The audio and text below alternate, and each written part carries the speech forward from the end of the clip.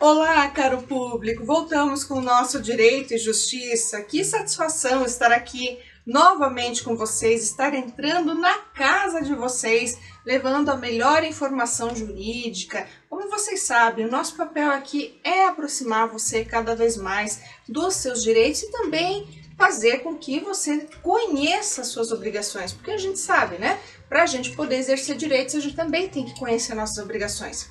E mais do que isso, vocês sabem que o nosso programa tem aí como característica levar questões jurídicas, mas não nos limitamos a questões estritamente jurídicas. Trazemos também outras questões que com elas se relacionem, que impactem no mundo jurídico de alguma forma.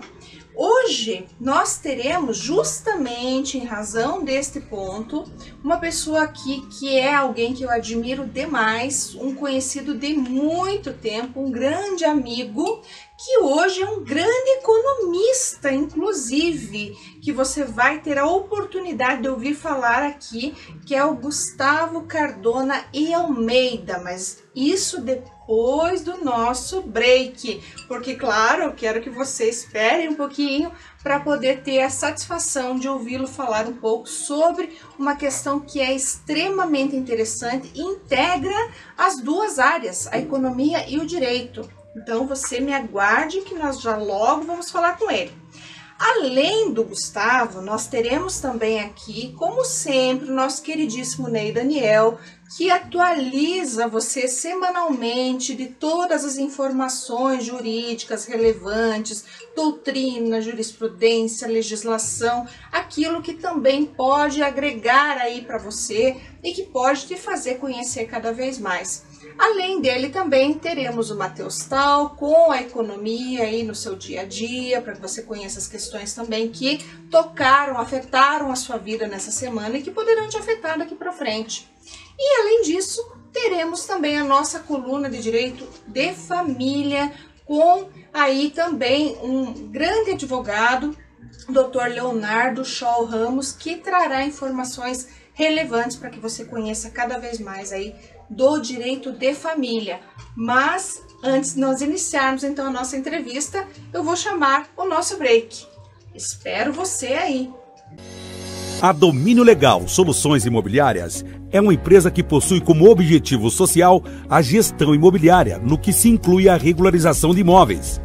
A Domínio Legal Soluções Imobiliárias trata da particularidade de cada cidadão, dentro das necessidades sociais dos moradores das regiões afetadas pela irregularidade imobiliária. Domínio Legal Soluções Imobiliárias. Olá, querido telespectador, como eu havia prometido a você, nós estamos aqui agora com o nosso queridíssimo economista, que é um grande amigo, que é o Gustavo Cardona e Almeida. Gustavo, querido, que prazer tê-lo aqui hoje conosco. Muito obrigado, Débora. Satisfação estar com você aqui, estar com seus telespectadores também. Muito grato e honrado realmente por estar aqui, por ter recebido o seu convite para falar de um tema tão importante e atual hoje, que conecta o direito e a economia, né, que é a análise econômica do direito, que é um tema, né, que já vem sendo discutido já há algum tempo aí, pela história recente, mas que ganhou uma importância e uma projeção muito grande nas últimas décadas. Então, muito obrigado, Débora, por estar aqui. Imagina, eu que tenho que agradecer, porque o Gustavo é uma pessoa que realmente eu admiro demais, porque eu vi o Gustavo, né, crescendo e hoje olhar para ele, ver esse desenvolvimento dele todo, saber quem ele é e quem ele se tornou, é algo que só me dá orgulho, porque eu pude acompanhar, né? Sim, isso por tantos anos, né, Gustavo? Anos. Pelo menos aí quase 12 anos acompanhando, né, o Gustavo, hoje, né, essa pessoa de respeito acadêmico, né, e enfim, fez inclusive, se formou em economia, né, pela PUC Paraná, né, Gustavo? Sim, fez o seu mestrado, inclusive fora do país, em Londres, né, Isso mestre mesmo. lá, né, enfim, na Inglaterra, né, acabou concluindo seu mestrado, e hoje aí traz essa contribuição imensa para o Brasil, com esses estudos que construiu lá fora, né? Sim, muito obrigado, Débora. Agradeço muito. De fato, a gente tem aí uma convivência de muitos anos, né, quase 12 anos, e pô, eu fico honrado também de ter te acompanhado, né, a gente ter tido essa convivência. Mas obrigado, Débora. Imagina, o que é isso? É a gente que fica feliz porque hoje esse assunto, é como eu falei para o nosso público, né? O que você vai falar hoje para nós aqui se relaciona com o direito. Então, a análise econômica do direito é importantíssima do ponto de vista prático, do ponto de vista acadêmico, né? Como você fez lá fora estudos, né, extremamente importantes que acabam trazendo essas reflexões para a gente. Sim. E até mesmo para dizer para o nosso público, né, aqueles que não estão tão familiarizados com a temática, que reflete muito no nosso dia a dia. Sim. Né? Pode parecer, nossa, mas é muito acadêmico. Não, porque essa análise econômica do direito é o impacto que isso vai trazer, tanto para o cenário jurídico, que acaba impactando inclusive na vida de cada um, né, desses cidadãos que nos acompanham, desses telespectadores, que são afetados diretamente por políticas econômicas, né, por Sim. questões do direito, que tem que entrar dentro dessas questões que são tratadas aí pela economia, certo? Sim, sem dúvida, Né? sem dúvida. Mas eu não quero ter que ficar falando aqui, eu quero, e nós, né, do Direito e Justiça, nosso público quer ouvir você, Gustavo, né, então eu acho que assim, princípio, para a gente começar a falar, né, dessa questão toda que envolve, então, essa análise econômica, onde começou, como que você pode contar isso para o nosso grande público? Então, doutora, a análise econômica do direito, a Law Economics, ela começou no século XX, assim, até uma grande projeção, mas ganhou força mesmo depois que um economista, um advogado, na realidade, inglês, estudou lá na London School of Economics, chamado Ronald Coase. Ele publicou um estudo, né, sobre o custo social, né, dos impactos econômicos. Então ele começou a analisar, poxa, as indústrias que nós temos.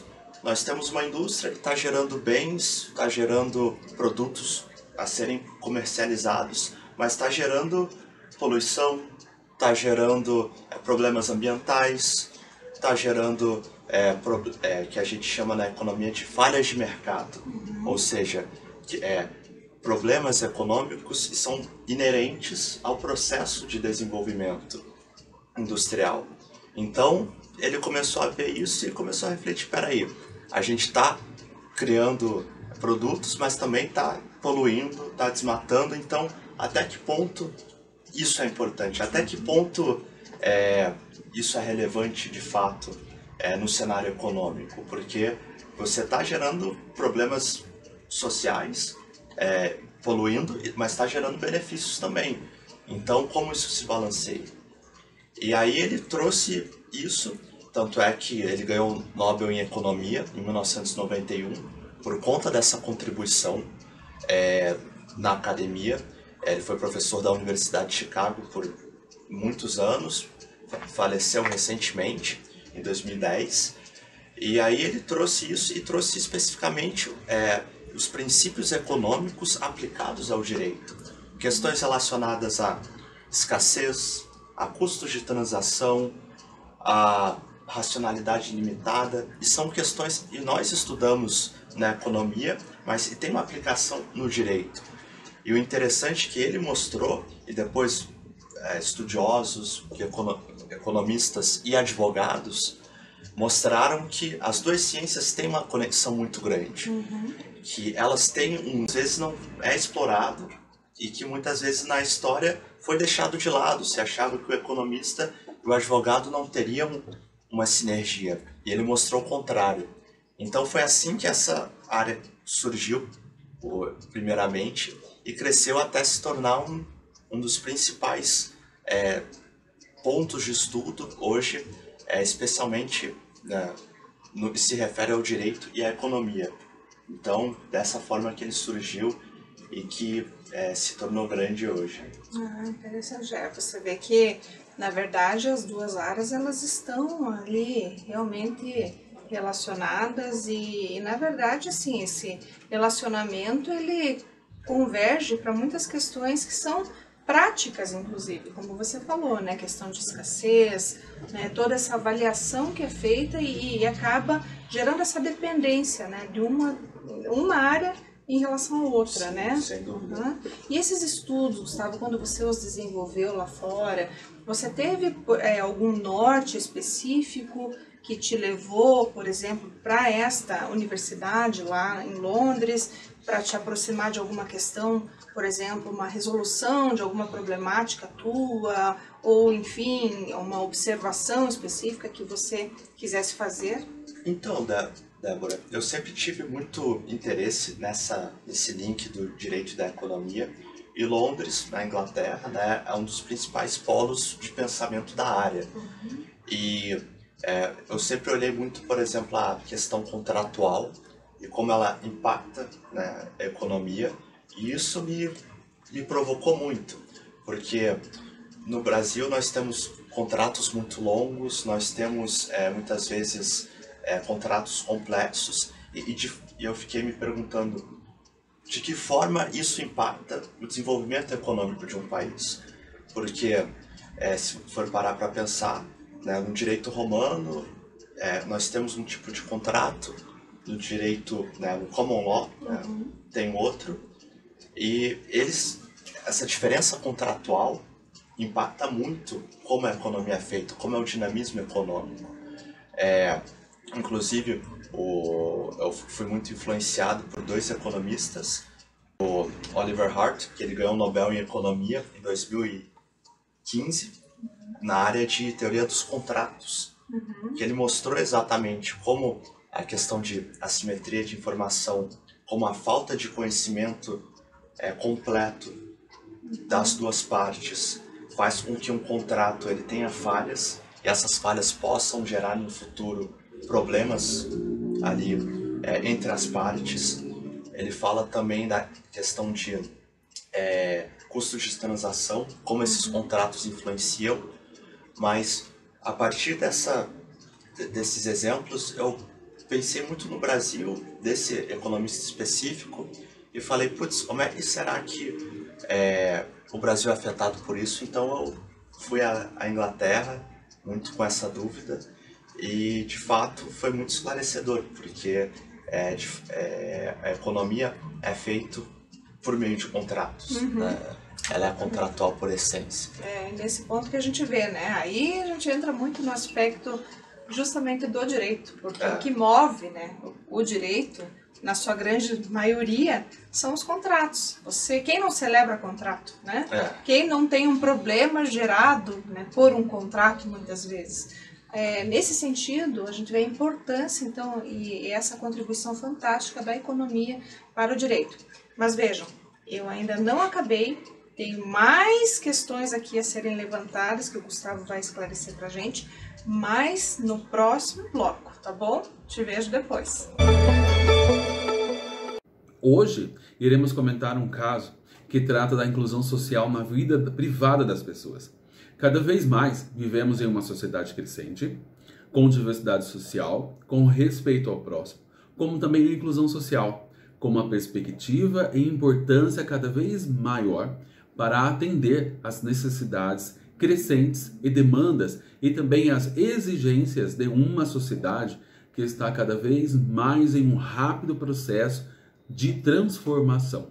Bom, ocorre que uma candidata que buscava obter a sua CNH, carteira de habilitação, diagnosticada com apraxia de fala, que afeta a condição motora da fala, e dislexia, como por exemplo, que se caracteriza pela dificuldade de codificar o estímulo escrito ou símbolo gráfico.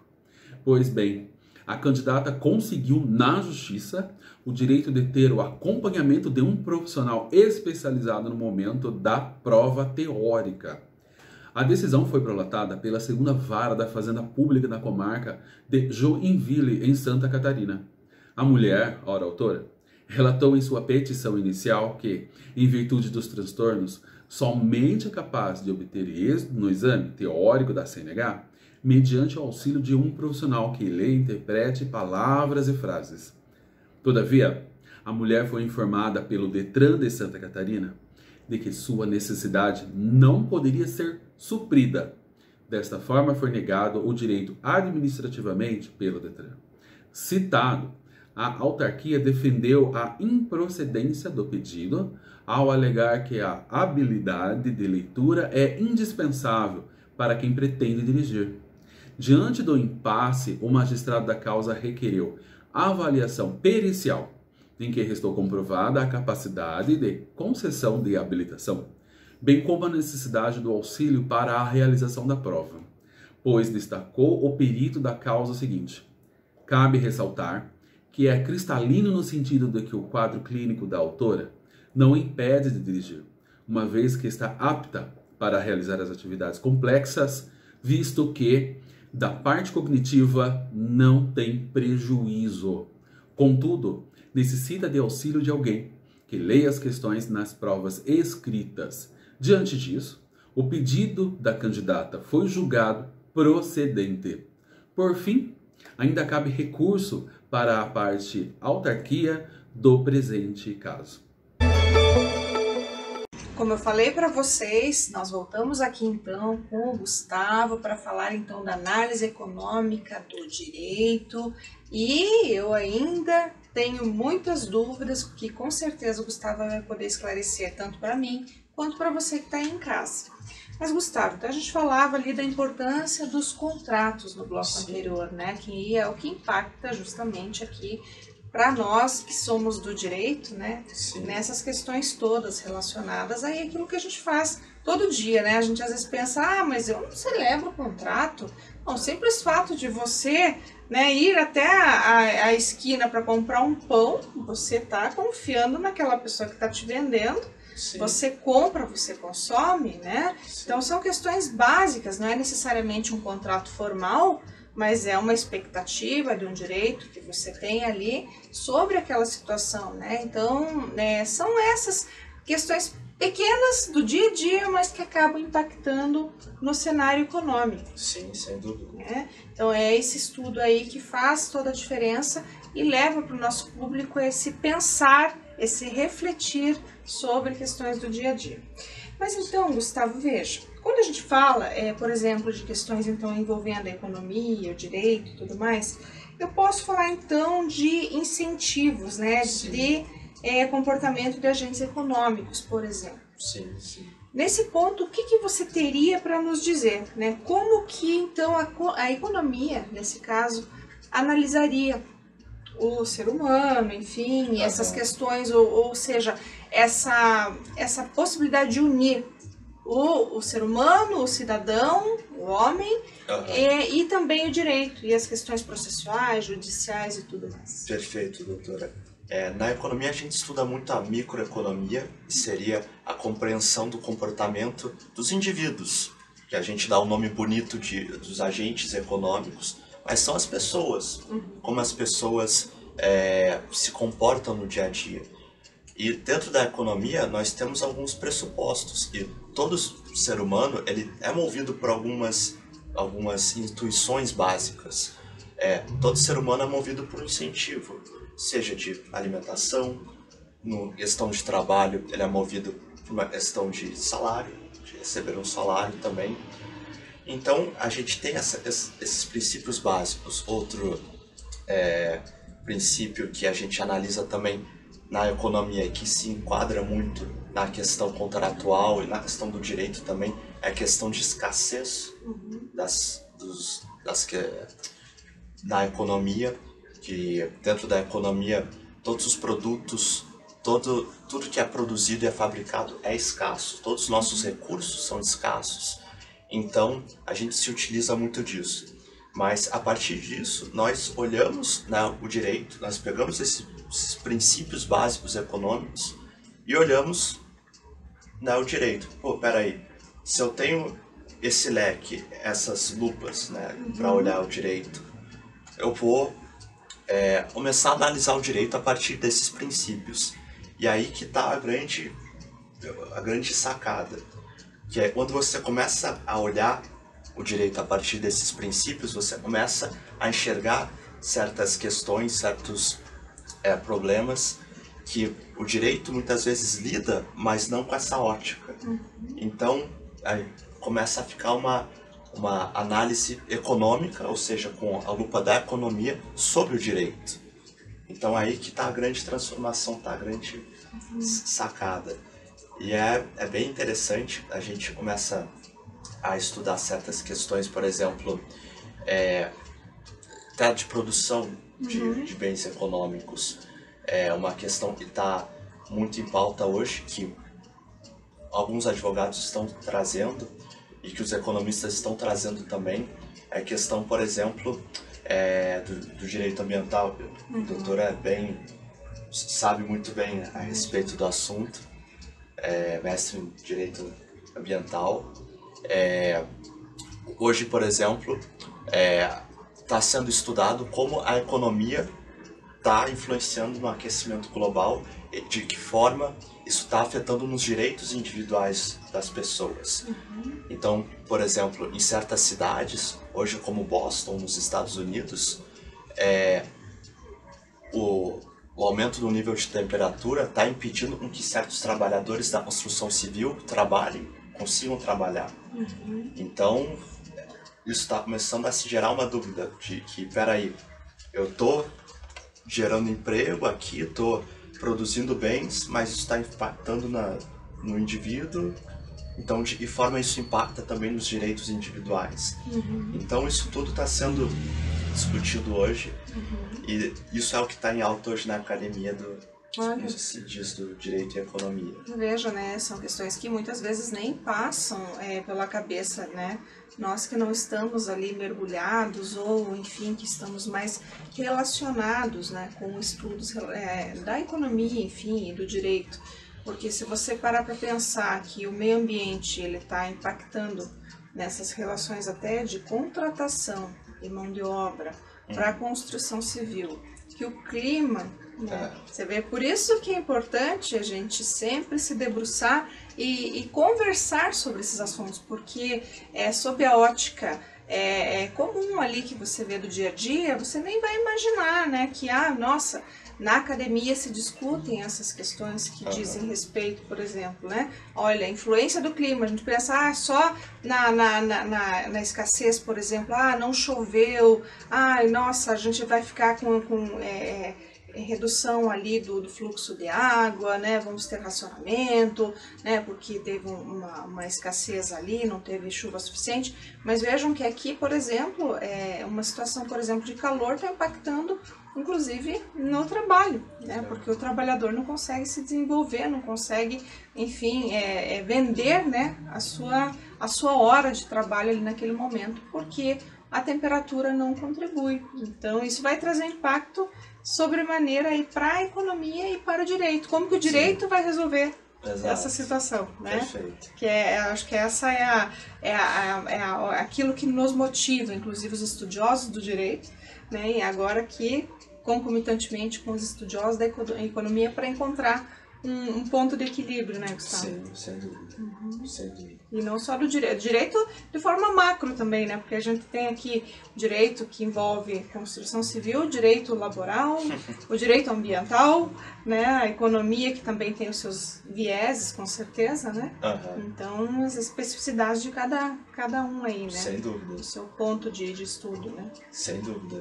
E realmente, hoje está se discutindo muito isso, e o direito e a economia estão caminhando cada vez mais juntos. Durante anos, né, como a gente bem estava conversando, Débora, as duas ciências não se conversavam tanto, mas hoje o direito se beneficia muito a partir dessa compreensão da economia, esse olhar econômico sobre o direito, né, até para compreender certas decisões judiciais, né, sobre um olhar econômico. Peraí, você tem um direito, mas está dentro de um universo econômico de produtos escassos. Então, até que ponto eu vou conseguir prover um direito para a sociedade, sendo que os produtos são escassos e que, né, a chance de não atender toda a sociedade é muito grande. Então, essas questões estão sendo discutidas hoje, e hoje isso está provocando muitos estudiosos da economia, né? E aí várias instituições de ensino estão trazendo esse debate. A própria Universidade de Chicago é um grande polo hoje de debate, que o Ronald Coase, que foi o professor, o autor que nós estávamos conversando no início, lecionou por 30 anos, e que realmente discute o direito, a economia, como eles podem se conversar e como as duas áreas podem ganhar a partir desse link. Mas é realmente fantástico, e de fato, assim, acho que os nossos telespectadores só têm a se beneficiar com essa compreensão, até nas decisões, né, deles, pensando no direito, a partir desses princípios econômicos, olharem para o direito sob uma outra ótica. Sim, isso é excelente. Mas, Gustavo, aproveitando aqui o gancho, sabe quem eu vou chamar? O Matheus Tal, porque ele também vai falar dos aspectos da economia aqui, os impactos nessa semana para o nosso telespectador. Vamos lá, Matheus, conta para nós.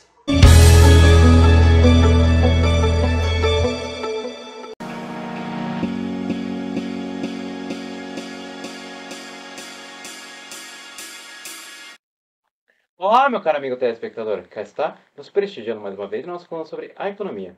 E hoje eu gostaria de tratar um pouquinho contigo a respeito das repercussões do colapso Silicon Valley Bank, o SVB, ocorrido durante o mês de março de 2023. Recentemente, o vice-presidente aqui de supervisão do Fed admitiu que houve falhas por parte da equipe de supervisão quanto à avaliação dos problemas que vinham pedindo o Silicon Valley Bank, cujo colapso foi responsável pela emergência de diversas discussões a respeito da possibilidade de emergir severas crises bancárias com o potencial de abalar o funcionamento da economia mundial. Em primeiro lugar, é importante, em minha avaliação, avaliar justamente em função da ótica do capital que é aplicado nos bancos comerciais enquanto capital bancário.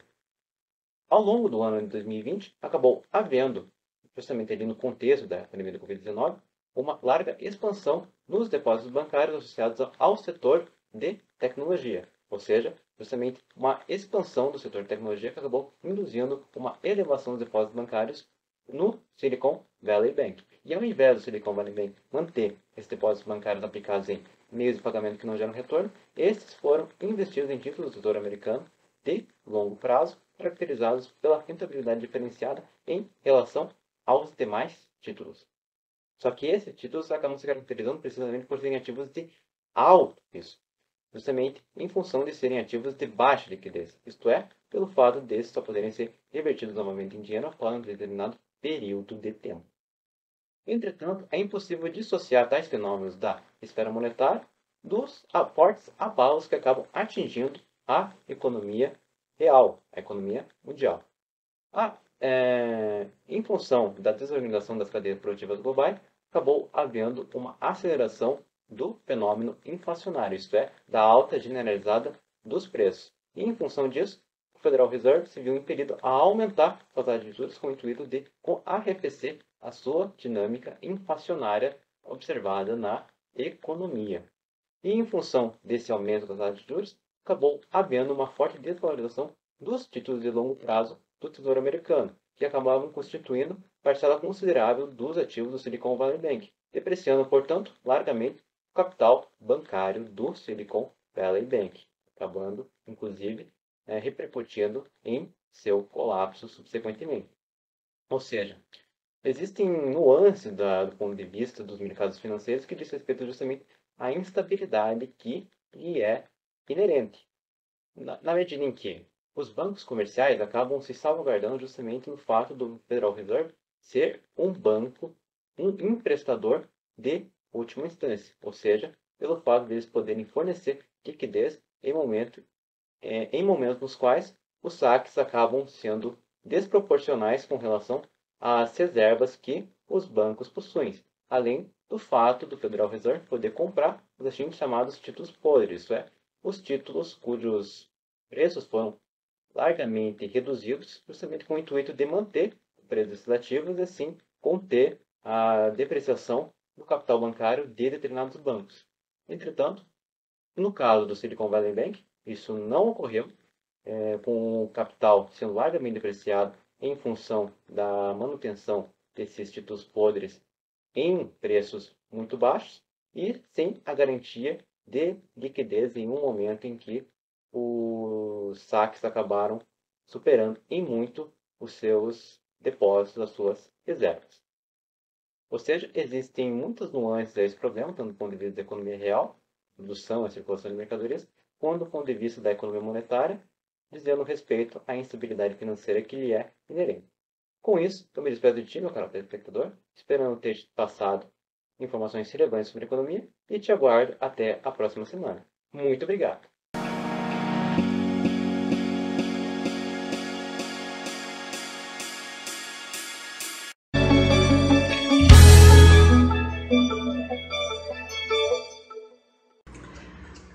Como nós já estávamos conversando aqui num papo agradabilíssimo, eu não posso deixar de perguntar aqui para o Gustavo.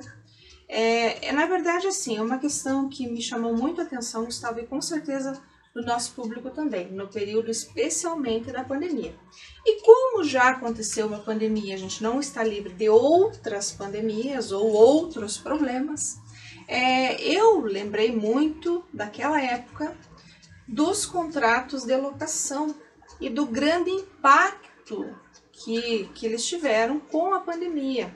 Porque, como se sabe, né, todas as lojas, especialmente aqui shopping centers, foram fechadas. Sim, sim. Por outro lado, os locatários continuaram com a obrigação de pagar, porque, logicamente, contratos de locação, né, existe ali, é uma particularidade que envolve, que é o locador, o locatário, cada um com seu direito. Sim. Então, nesse ponto até, Gustavo, considerando na época todo aquele problema, os indicadores econômicos que galopavam naquele período, especialmente o IGPM, né? Eu imagino que até você tenha um ponto de vista muito interessante para passar para o nosso público sobre a questão da economia, dessa ligação da economia com o direito, nesse quesito, nesse ponto. Sim, sem dúvida, Débora. Dá para fazer uma compreensão, dá para fazer um link a partir desse momento único na nossa história recente, né, que foi a pandemia, que de fato você tinha ali contratos de locação, mas lojas fechadas, barracões fechados, não podendo produzir, né, vivendo um período de escassez econômica completo, né, a gente falando de algumas óticas, alguns princípios econômicos, né, que a gente muitas vezes se utiliza para olhar para o direito e que, de fato, né, você tinha essa realidade e que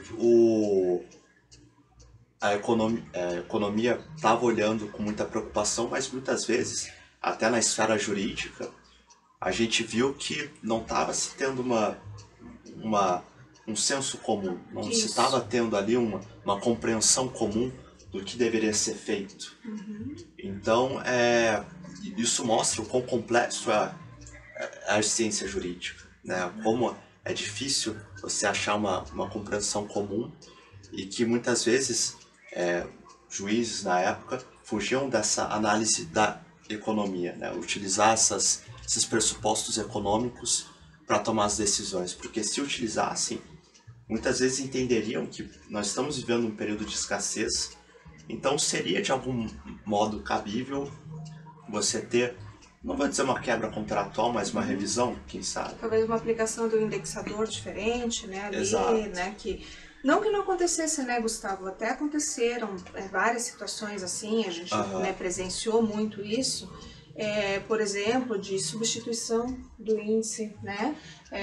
IGPM por IPCA, muitas negociações, mas como tudo foi muito novo, né? Aquela loucura, ninguém sabia o que fazer, nem advogados, juristas, juízes. Sim. Então, vemos que quem sofreu muito, né, foram justamente ali as partes contratantes, né, quem estava efetivamente ou locador ou locatário, e todos têm direito, se sabe, né? Sim. Locador tem direito porque contava com o valor, locatário também tinha uma obrigação e ao mesmo tempo um direito que não poderia acontecer naquele momento, posto que nós estávamos aí com decretos, sobre decretos, né, enfim, várias situações acontecendo e prejudicando essas pessoas envolvidas nesse cenário. Então, eu imagino até que para a economia isso tenha sido um desafio muito grande, né? Sem dúvida. Para tentar equalizar. Exato, Isso, né? Exato. Foi um desafio econômico muito grande na época. O próprio direito também teve, de algum modo, se adequar àquela situação ali, de única, né, a gente teve.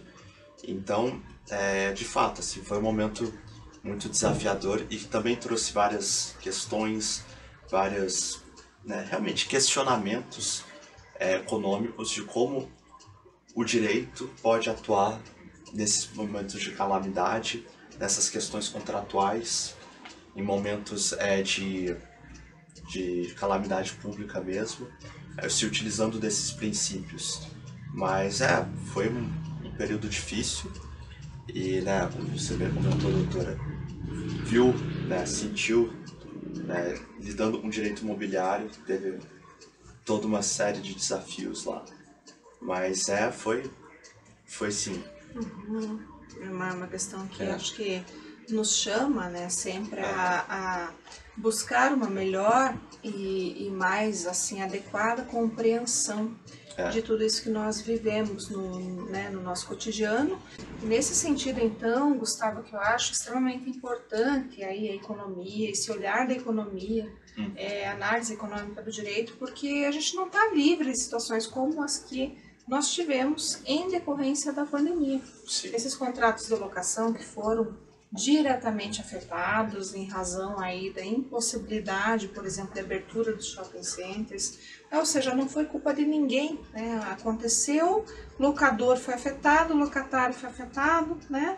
Não podia ser aberto ali aquele shopping, né, específico. Enfim, você aí da tua localidade sabe muito bem o que você enfrentou. E nesse ponto que a gente deve sempre observar e deve também pensar em soluções, né? Porque na época, eu me lembro bem até, Gustavo, o grande problema foi a maioria dos contratos de locação, até o usual isso, são justamente indexados pelo IGPM, que subiu assim de uma maneira estratosférica, né? Sim. Chegamos ali a percentuais nunca vistos na história. Então, buscava-se muito judicialmente a substituição do índice pelo IPCA. Né? Então, isso tudo foi uma forma de tentar a resolução do problema. Decisões judiciais que nem sempre eram aquelas esperadas, logicamente, né? Porque ninguém estava preparado para aquela situação.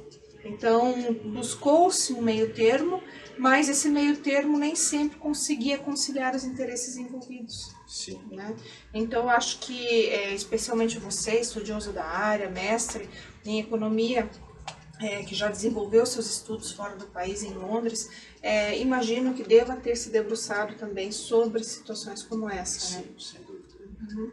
Qual seria, por exemplo, hoje, dentro desse olhar da economia, para essa questão jurídica, né, do direito, você acha que teria alguma outra possibilidade, algum outro formato, especialmente porque a gente está falando aqui muito sobre contratos também, né, Gustavo? Sim. Bem, doutora, a partir desse conhecimento econômico, esse conhecimento econômico, na realidade, torna muito mais objetivo, eu diria assim, o entendimento das pessoas, dos agentes econômicos, e com isso torna muito mais fácil também tomar decisões jurídicas que estejam mais alinhadas com o cidadão, com o que o cidadão está fazendo, como ele está atuando. Então, no quesito de contratos, eu diria que essa união do direito e da economia deve ser muito mais umbilical, deve se aprofundar cada vez mais. A questão de custos também deve estar muito aliada a contratos, mas eu diria que seria aproximar ainda mais o direito e a economia. Eu vejo ainda muito que muitos advogados tendem a deixar esse ponto de lado dessa união da economia e do direito, e eu acho que as duas ciências só têm a se beneficiar. Então, eu acho que realmente por essa proximidade, né, do direito à economia, se utilizando desse arcabouço, desse leque de conhecimento para a compreensão de contratos, da execução de contratos e também das questões econômicas básicas. Então, eu diria que esclarecendo de um jeito simples essa proximidade. Isso, acho que é aperfeiçoar, então, né, esses institutos jurídicos que nós já temos, né, dentro dessa aproximação que pode ocorrer entre a economia e o direito, a fim de, justamente, olhando para o passado, poder, né, de forma aí, prospectiva, talvez, né, pensar em uma solução que venha de encontro aí com essa necessidade da população de ter o seu direito sendo, de alguma forma, atendido, seja judicialmente ou, melhor ainda, né, que não precisemos tanto acionar o Poder Judiciário para a resolução dos nossos conflitos, que eles sejam, o que seja possível, né, de uma forma geral, resolvê-los aí com esse olhar mais voltado para essas questões realmente básicas do dia a dia que podem trazer aí, ou evitar, melhor falando, consequências como que nós tivemos lá no passado, né, Gustavo? Gustavo, mas eu só tenho a te agradecer por você ter vindo, né, estar aqui conosco, aceitar o nosso convite e trazer essas informações tão importantes aqui para o nosso telespectador do Direito e Justiça. Ao mesmo tempo, já aproveito para renovar o convite, para que você volte, esteja conosco novamente aqui no Direito e Justiça. E, claro, sempre uma satisfação estar contigo, Gustavo. Igualmente, Débora. Muito obrigado a todos, seus telespectadores, agradeço. Obrigada. Bom, e eu, mais uma vez, claro, sempre te agradeço muito, mas agora eu vou deixar vocês ainda com a coluna de Direito de Família do Dr. Leonardo Scholl Ramos, para que ele esclareça você ainda sobre questões importantes do seu direito. E depois da coluna, eu tenho certeza que você vai esclarecer muitas dúvidas e, na sequência, claro, vou também deixar para você aí o meu grande abraço, meu agradecimento especial, para que você possa ter aí um excelente final de dia, uma excelente semana, a fim de que nós nos vejamos na próxima. Um grande abraço e até lá!